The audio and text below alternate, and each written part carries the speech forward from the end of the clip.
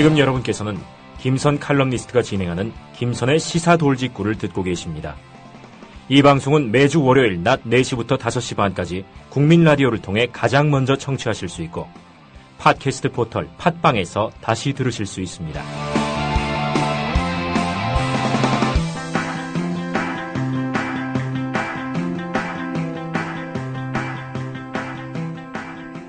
네, 김선의 시사돌직구 2부 순서로 돌아왔습니다. 진도에 갔다 온 김남훈님, 우리가 이제 인터뷰 좀 들어봤는데요. 진도 현지의 모습은 정말 살아있는 지옥 그 자체인 것 같습니다. 그리고 아직 아이를 찾지 못한 부모님들, 가족을 저 바다에 두고 있는 가족들에게는 그러한 정말 지옥 같은 상황이 계속되는, 언제 끝날지 모르는 기약 없는 현재 진행형이라는 점이 너무 마음 아프고요. 참 답답하네요. 네. 이번 순서는요, 오마이뉴스 손병관 기자님으로부터 듣는 손병관의 중요한 이야기 순서인데요. 저희가 원래는 이제 지방선거를 중심으로 이제 다루기 위해서 만들어진 프로그램입니다만 당분간 역시 세월호 이야기를 할 수밖에 없을 것 같습니다. 세월호 사건 관련해서 언론에 대한 불신 굉장히 높고요. 좀 나무님께서 말씀하셨다시피 이제 진도 현지에 계신 여러분들이 정말 주요 언론들의 보도 행태에 대해서 굉장히 많이 불만을 갖고 계시단 말이죠. 그래서 세월호 사건 관련해서 언론 보도의 유형들 어떻게 나갔는지, 또 어떠한 보도가 문제가 되었는지 짚어보고요. 또 특별히 출입처 중심의 취재 관행들 어떤 것이 문제인지 짚어보도록 하겠습니다. 오마이뉴스 손병관 기자님. 네, 안녕하세요. 예, 기자님 안녕하십니까. 네, 저도 네. 습관적으로 안녕하세요라는 말이 나오네요. 그러니까요. 그런데 저희가 감사합니다. 이게 입에 붙어서 습관인데 정말 요즘은 그 누구도 안녕하지 못한 것 같습니다. 네. 네, 저도 그렇습니다. 네. 기자님, 지금 우리가 이제 진도에 갔다 온 김남훈 씨를 통해서 이제 언론에 대한 이런 실종자 가족들, 그리고 이제 많은 시민들의 불신감이 왜 높아지고 있는지 좀 들어봤는데요. 언론에 대한 감정 지금 굉장히 많이 비난받고 있죠. 제가 사실 저도 이 일을 계속 해오는 입장에서 네. 굉장히 좀 고통스러운 한 며칠이었던 것 같아요. 제가 보통 사실 언론에 대해서 여러 가지 비판들이 있는데 이 현장에서 취재를 하는 어떤 기자들이 갖고 있는 어떤 어려움이라든가 이런 것들에 대해서도 굉장히 좀 잘 이해하는 편이라고 생각하거든요. 네. 그래서 막 이제 언론에 대해서 여러 가지 어떤 지적들을 하시면은 거기에 대해서 일변 수용하면서도 많이 그런 것들에 대해서 이쪽이 어떤 사회지정이라든가 상황을 설명하려고 합니다. 네. 근데 이번에는 솔직히 좀 이걸 몇 건이라든지 카운트를 하기도 정말로 좀 뭐 할 정도로 너무너무 많은 여러 가지 실수와 잘못들이 있어가지고요. 이걸 도대체 어떻게 참 언론이 이것을 앞으로 이 후유증이라든가 예정대로 어떤 불신 같은 것들을 과연 해소할 수 있을까. 네. 그런 어떤 위기감 같은 것도 어느 정도 느꼈던 최근 며칠이었던 것 같습니다. 네. 그런데 뭐 오보나 뭐 보도를 하는 데 있어서 어떤 태도상의 실수는 사실 인간이 하는 일이니까 있을 수는 있습니다만 사안이 너무나 지금 중대하고 어려운 이런 비극적인 상황에서 정말 말씀하신 것처럼 셀 수도 없을 만큼 많은 뭐 기자들의 실수, 정말 잘못된 보도 이런 것들이 나가서 이런 피해자 가족들에게 또 한 번 상처를 주고 있는 셈이죠.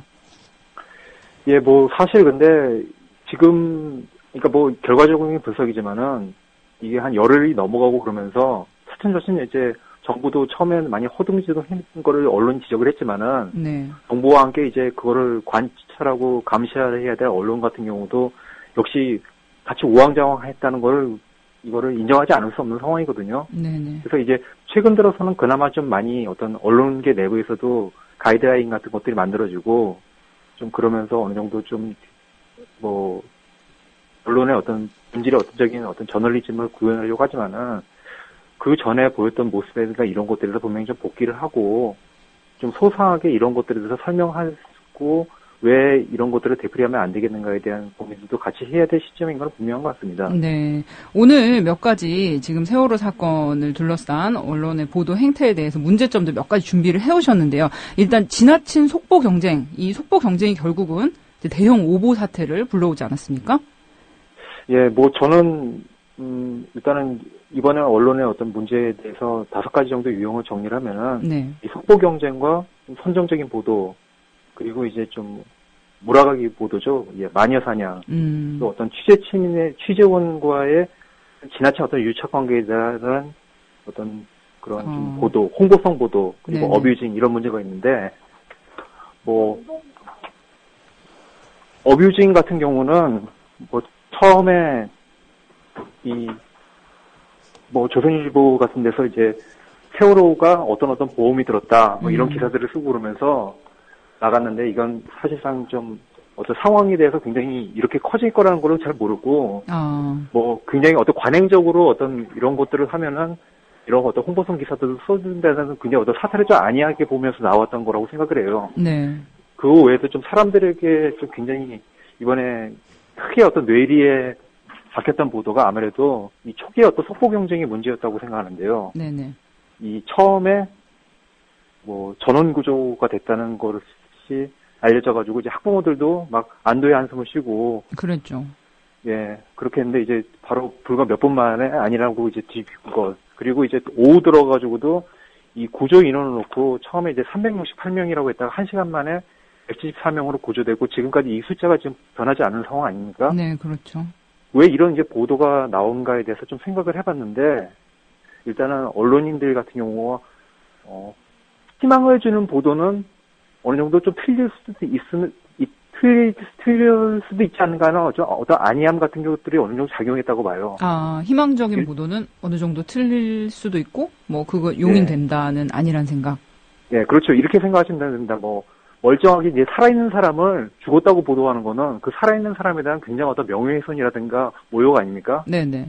근데 죽었을지도 모르시는 그런 분이 살아있다는 어떤 희망이라는 걸 주는 거는 어떤 언론으로서는 분명히 조회됐다고 생각하지만은 저는 언론이라는 게 그런 것들이 어떤 사실을 왜곡하면은 이거 희망을 전하는 게 언론이 아니라고 생각을 해요. 있는 그대로 우리 어떤 현실들을 얘기하지 않고 그런 것들을 했을 때 오히려 그 받는 사람들이 반응하는 어떤 고통이라든가 그런 것들이 크게 다르지 않거든요. 네. 좀 그런 부분에 있어가지고 좀 언론 같은 경우가 이번에 아마 한 군데서, 사실 저희 매체도 그랬는데 한 군데서 그렇게 전원구조라고 그렇게 보도가 나가니까 아유 정말 다행이다 이렇게 생각하면서 이런 좋은 소식을 내야 되겠다는 그 생각들이 같은 것들이 좀 이심전심으로 어떤 퍼지면서 이런 것들이 굉장히 오히려 지금 많이 고통을 당할 수 있는 어떤 그런 가족들과 또 국민들에게 이제 굉장히 좀 더 큰 충격을 준 게 아닌가. 네. 또 그런 메커니즘을 일단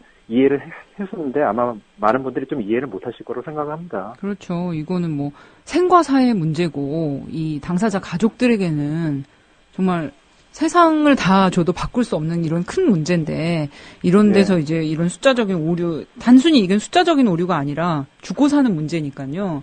이렇게 이제 초창기에 이런 언론의 오보들 이런 것 때문에 많이 이제 지금 기다리시는 가족분들이 고통받고 지금도 굉장히 이제 불만을 제기하고 계신 것 같습니다.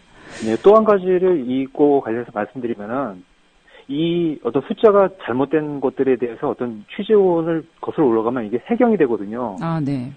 네, 근데 이 부분에서 이제 어떤 출입의 어떤 관행이라든가 이런 것들에 대해서 같이 좀 설명을 드려야 될 것 같아요. 또 이렇게 큰 사건이 나면요, 일단 정부의 어떤 공식적인 발표라든가 이런 것들을 어떤 취재원을 댈 수밖에 없고요.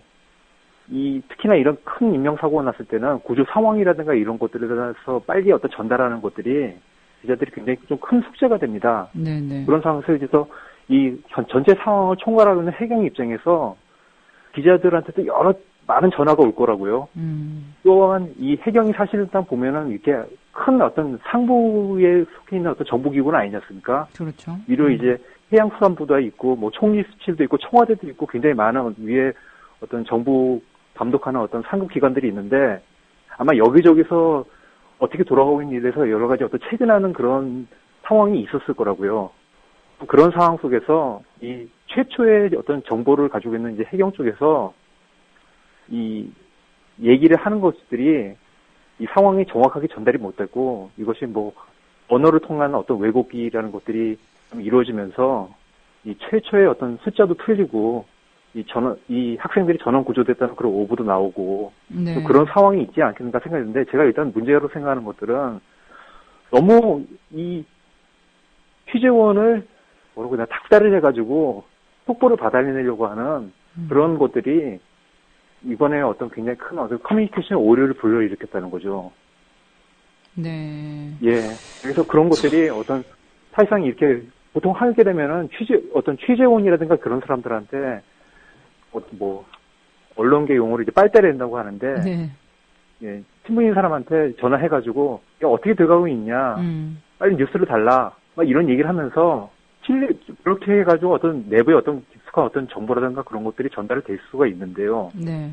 이번 같은 경우는 뭐 그렇겠죠. 만약에 아무리 이 취재원이 정확하게 하려고 하더라도 지금 급해 죽겠는데 뉴스를 달라 이런 어떤 기자들의 요구라든가 이런 것들에 대해서 하다 보면은 어떤 정확하지 못한 정보라든가 그런 것들이 나올 수 있는 것들이거든요. 그렇죠. 뭐 너무 닥달을 당하면 뭐라도 줘야 된다는 생각에 이제 예. 뭐 그럴 수가 있겠죠.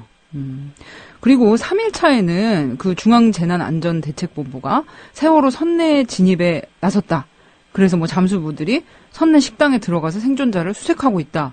이런 보도가 또 나왔습니다. 그런데 이거 전혀 사실이 아닌 걸로 예, 이제 확인이 되고 있죠. 예, 그것도 같은 경우도 사실 해경 쪽에서 저도 이 보도에 대해서 생각을 해봤는데요.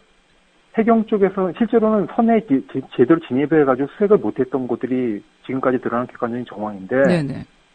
이 해경에서 원래 얘기했던 곳들은 선내에 진입하기 위한 언어의 어떤 뭐 교두보호 같은 그런 일은 일단 마쳤다 이렇게 전달을 했던 것 같아요. 네.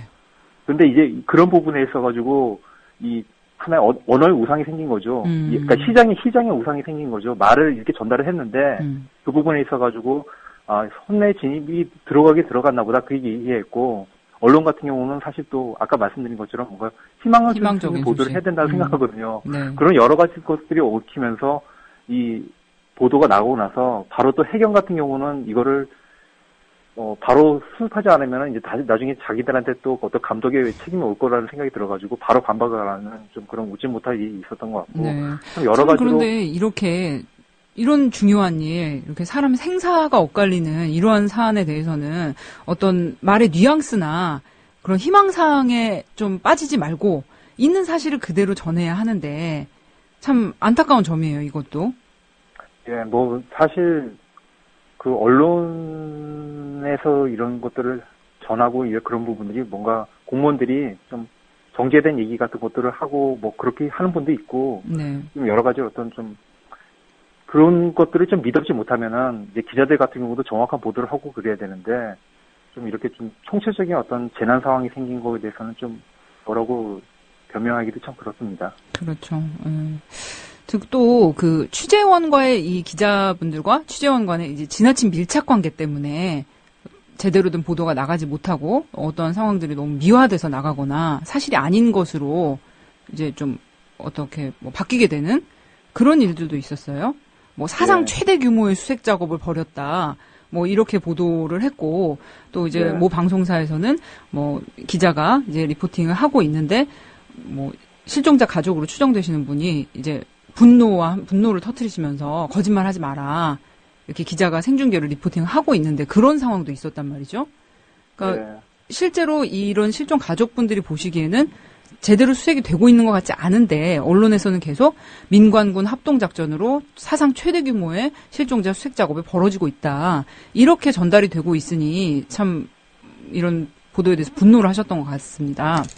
그게 제가 앞서 말씀드렸던 이제 출입처 중심주의 취재 관행에 문제가 될 수 있다고 생각을 해요. 네네. 이 기사 연합뉴스 그 고발뉴스에 이제 이상호 기자가 막 욕을 해가지고 생방송 중에 그게 굉장히 좀 일파만파 파문을 일으키고 했는데 이 발단에 있던 기사 자체는 뭐 민관군 합동구조팀이 사상 최대 규모의 수색 작업을 벌였다. 그리고 몇 척 사람이 연인원 몇 명이 동원했다. 이런 내용이거든요. 네네. 이런 기사는 사실 평상시에도 우리가 어떤 통신사라든가 그런 기사수 또 신문 기사에서 스트레이트 기사에서 굉장히 자주 볼 수 있는 그런 유형이에요. 무슨 말이냐면 관급 기사라는 거죠. 관급 기사요? 예, 관에서 공급한, 네네. 관에서 발표한 것을 토대로 해서 그거를 재구성한 기사라는 거예요. 네. 근데 이거에 대해서는 이 얘기 자체는 이 받아들인 기자 입장에서도 이거를 그냥 일단은 확인하는 것보다 정부에서 그렇게 발표를 했으니까 그냥 써도 된다는 생각을 했었을 거라고 봐요. 저라도 만약 그런 자료를 했을 경우에는 이런 것들에서 정말 이루어질 본인이 어떤 확인할 수 있는가에 대해서 생각하지 않고 일단 본인이 정보 발표를 전달해야 된다는 입장에서는 이거를 보도를 했을 건데, 문제는 사실 이런 인원들을 동원을 했지만은 실제로 이 어떤 가용되는 인적 자원이나 물적 자원들이 어떻게 구현되고 있는지에 대해서는 제대로 설명이 안 되는 그런 불친절한 기사가 돼버렸잖아요. 그렇죠. 실제로 네, 어떤 작업들이 이루어지고 있는지는 알 수가 없는 거죠. 그 기사만 봐서는. 그렇죠. 현장에 뭐 잠수가 800명, 900명이 있고 군함이든 구조함이든 몇 척 있는 게 솔직히 무슨 의미가 있겠습니까? 근데 실제로 그런 것들이 어떻게 구조 작업이 이루어진다는 것들을 있는 그대로 전달을 할 수 있어야 되는데, 그냥 규모의 뭔가가 이루어지고 있다는 것들은 그냥 전달을 하고 관에서 그게 나왔으니까 그런 것들을 그냥 기사로 뿌리고 나가지고 어떤 책임을 이런 것들이 어떤 기자로서 책임을 다하는 것이냐, 이런 어떤 상대에 들어왔을 때는 제대로 하지 못하는 그런 어떤 구조적인 문제점들이 이런 기사에서 나왔다고 보거든요. 네. 그리고 참, 뭐 해군, 말씀하십시오. 그 해군 청해진함 갑판에서 이 잠수사들을 이제 해군 잠수사를 인터뷰를 할 때 뭐 일부러 이제 잠수복을 갈아입히고 네. 몸에다가 물을 맹물을 뿌리거나 이런 것들도 사실상 이제 해군이 자신의 어떤 구조라든가 그런 활약상 같은 거를 전달을 하려고 하고, 한편으로 이제 언론사들 같은 경우는 어떤 뭔가 생동감 있는 영상을 필요로 하는 그런 이해관계가 생겨가지고 드러난 것들인데, 사실 이런 상황이 4년 전에 천안함 구조작전에서도 나온 적이 있었습니다. 사실 이거는 보도가 아니라 연출이지 않습니까? 그렇게 한다는 것은? 그렇죠. 연출이죠. 연출인데, 뭐, 이 부분에서는 아마 당사자들도 사실 할 말이 없겠지만 굉장히 오래된 이제 언론사의 어떤 그릇된 관행이라고 좀 이해를 하셨으면, 그거 그렇게 봐주셔야 됩니다. 이해하는 게 아니라요. 네.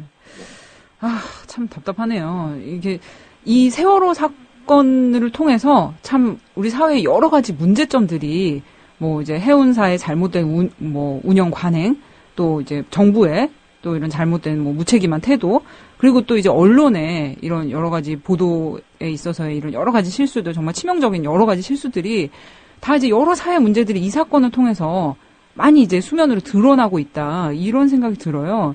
그리고 또 이제 지금 진도에서 취재하고 계신 분들 얘기를 들어보면은 이런 가족분들이 이제 기자들이 너무 이제 지나치게 가족분들을 가까이서 클로즈업해서 찍는다거나 뭐 이렇게 무리하게 좀 사적인 내용들을 여쭤본다거나 하는 식으로 굉장히 이제 공세적으로 취재를, 뭐 기자들도 이제 데스크에 가져갈 게 필요하고 일을 해야 하니까, 그리고 이제 취재를 해야 되니까 자기들 딴에는 이제 열심히 한다고 이제 의욕적으로 하는 것이 이런 슬픔에 빠진 가족분들에게는 굉장히 부담이 되고 힘들어질 수가 있거든요. 그래서 그런 면에서도 불만을 표시하는 분들이 많아서 지금 현재 많은 언론사 기자들이 뭐 거의 1000명 가까이 나가 있다고 하는데 취재가 굉장히 힘들다는 얘기를 들었어요. 어떻게 해야 될까요? 이런 취재, 분명히 이제 보도는 필요하지만 이런 가족분들에 대한 이런 어떤 접근 태도 어떻게 해야 될까요? 저도 봤는데 한 가지 좀 약간 좀 과거와는 다른 변화의 어떤 조짐 같은 것도 어느 정도 엿볼 수 있는 것들이, 이 거리를 두는 저널리즘에 대한 고민들이 좀 본격화됐다는 생각도 듭니다. 무슨 말이냐면은 이 과거에 무슨 좀 유명인의 이 상을 당하거나 그럴 때 같은 경우는 막 이 사진 기자들이 막 벌떼같이 달려들어가지고 조목들 사진을 찍거나 막 이런 것들이 있었는데, 그렇죠. 그런 것들이 좀 굉장히 안 좋은 장례식장의 모습 같은 것들을 이제 그렇게 경쟁적으로 하는 것은 지양해야 된다는 쪽에서 어느 정도 가이드라인이 만들어졌거든요. 네. 근데 이번에 안산 단원고 사건 같은 경우도 이 학생들에게 접근하는 과정 같은 것들이 학생들의 어떤 사연이라든가 이런 것들을 굉장히 근거리에 접근해가지고 뭔가를 뽑아내거나 그거를 보여주는 것보다는 좀 어느 정도 거리를 두고 그 피해자들의 어떤 그런 것들을 힐링 같은 것에서 좀 관심을 두고 취재를 해야 된다는 그런 것들, 가이드라인 같은 것들이 과거에는 힘기자들 같은 경우는 어느 정도 그런 게 있었는데, 사진기자들 같은 경우는 이번에 좀 독자적으로 좀 생긴 것 같더라고요. 좀 그런 부분에 있어가지고 이것도 분명히 과거에는 없었던 것들인데, 어떤 기자들이 각 언론사의 어떤 그런 이해라든가 뭐 스토리나 그림을 만들어내는 것보다는 좀 사회 전체적인 어떤 이익을 위해 가지고 무엇을 해야 되는가에 대해서 어떤 언론의 공기로서의 그런 고민들도 하고 있다는 생각이 좀 살짝이라도 좀 엿보였다고 볼 수 있습니다. 네. 뭐, 그렇다면은 희망적이지만요. 참, 아직은 안타까운 모습이 많은 것 같고요. 재난보도 지침이라는 게 있지 않습니까? 이런 것이 지금 이제 취재 현장에서 잘 지켜지고 있지 않은 것 같은데요. 재난보도 지침이라는가 가이드라인 같은 거는 지금 없다고 봐야죠. 아, 사실상. 예, 2003년도에 이제 대구 지하철 그 화재 사건 나고 나서 여기에 대해서 논의는 있었는데, 네. 소안은 만들었지만은 실제로 각 언론사들한테 그런 것들을 강제로 어떻게 관철을 시키는가는가 어떤 세부적인 어떤 기술적인 문제에서 막혀가지고 그런 것들이 안 됐다는 것들이죠. 네. 그리고 실제로 그렇게 한다고 해가지고 언론사들에게 어떤 법으로 이런 것을 강제를 하거나 그런 것들이 하는 것들이 굉장히 힘들거든요. 네. 예, 사실 이렇게 큰 사건이 네. 터지면은 미국 같은 경우도 작년에 이 보스턴 마라톤 테러 사건 직후에 언론사들이 폭포 경쟁을 하다 보니까 이 사건과 관련 없는 이제 일반인을 범인을 몰거나 그런 사태가 있었어요. 그랬죠.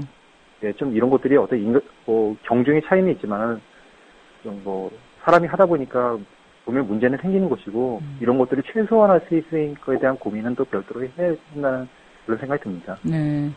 참 기자로서 뭐 제가 좀 원로 기자님을 지난주에 만났는데 30년 동안 기자를 했는데 내가 기자로 살았다는 게 이렇게 부끄러운 적이 없었는데 요즘 너무 힘들다 이런 말씀을 하시더라고요. 손 기자님도 이제 기자시고 지금 이제 데스크 맡고 계시니까 여러 가지 이 사건을 통해서 언론이 비난받고 많은 이제 이야기가 나오는 거에 대해서 굉장히 이제 부담을 느끼실 텐데 어떻게 우리가 이 사건을 통해서 우리 언론이 어떻게 좀 나아져야 할까요? 일단은 그 기자협회라든가 그런 유관 단체들이 있는데 그 단체에서 어떤 각 대표들이 그 기회들을 대표하는 대표들이 모여가지고 이런 부분에서 토론도 하고 뭐 그런 여러 가지 회의들을 할 건데 네네. 여기서 좀 같이 공감할 수 있는 그런 룰 같은 것들이 만들어져야 된다고 생각해요. 근데 사실 이런 것들이 만약에 어느 매체가 뭐 단독을 했다. 그 시체말로 이제 언론계에서 물 먹었다고 그러는데요. 기자들이 이런 부분에서 좀 물 먹었다는 거를 대해서 부담을 느끼지 않는 그런 분위기가 돼야지 이런 것들도 어느 정도 그러니까 이런 네네. 어떤 딴 데 타사에서 어떤 보도를 했는데 굉장히 자극적인 보도를 했는데 그런 보도는 특정한 하나님만 안 한 건 못하다. 그런 인식이라든가 그런 것들이 만들어져야지 좀 이런 것들이 좀 자정이 이루어지지 않을까 그런 생각이 듭니다. 네, 참 세월호 사고로 가라앉은 건 정말 이 세월호라는 배뿐만이 아닌 것 같습니다. 우리 언론에 대한 신뢰 이런 것들도 이번 기회에 많이 점검을 해봐야 될 것 같고요. 오늘 오마이뉴스 손병관 기자님과 함께 이제 세월호 사건 둘러싼 언론의 보도 태도 그리고 앞으로 나아가야 할 점들에 대해서 말씀 들어봤습니다. 기자님 오늘 말씀 감사합니다. 네, 고맙습니다. 네. 네, 저희가 원래는 이제 김선의 시사돌 직구 6월 지방선거를 목표로 이제 마련된 방송이고 계속 이제 지방선거 후보자님들 모시고 대담하는 시간을 만들려고 했는데 참 이 세월호 사건이 큰 것 같습니다. 정말 너무나 이제 국가적인 비극 앞에 저희도 당분간은 세월호 이야기를 안 할 수가 없네요. 오늘 세월호가 가라앉은 지 오늘로 13일째입니다. 아, 정말 인간이 할 수 없는 위로가 실종자 가족분들 그리고 이미 세상을 떠난 정말 많은 생명들 그분들의 안식을 정말 기원합니다. 오늘 김선의 시사돌 직구 마치겠습니다. 다음 주에 다시 뵐게요.